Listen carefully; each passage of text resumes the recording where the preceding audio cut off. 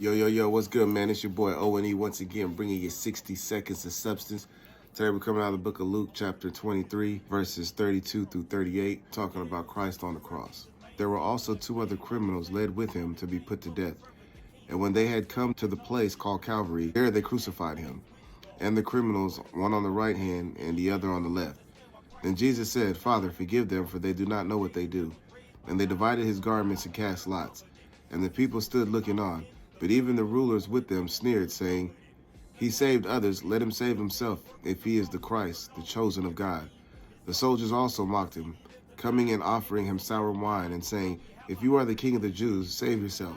And an inscription also was written over him in letters of Greek, Latin, and Hebrew, saying, This is the King of the Jews. Now, I've always heard the term, or the phrase, when you know better, you do better, right? And so, as much as I wish that were true, there are a lot of us who do know better and still choose not to do better, right? But what about those who don't know any better, right? And I think that's what we were dealing with in this situation. There's people they're mocking Christ. Now, had they known who Christ was and that he was, in fact, the true living God made manifest in the flesh, they wouldn't have acted like that, right? And so I think it's no coincidence that one of the biggest things that one of the biggest kingdom principles that we have is to forgive.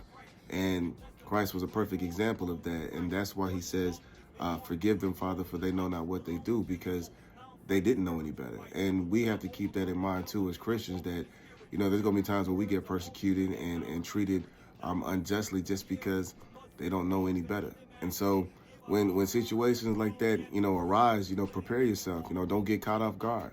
All right. And always remember, forgive them. And why? Well, they know not what they do. That's your 60 seconds of substance. And remember, God is inspirational substance.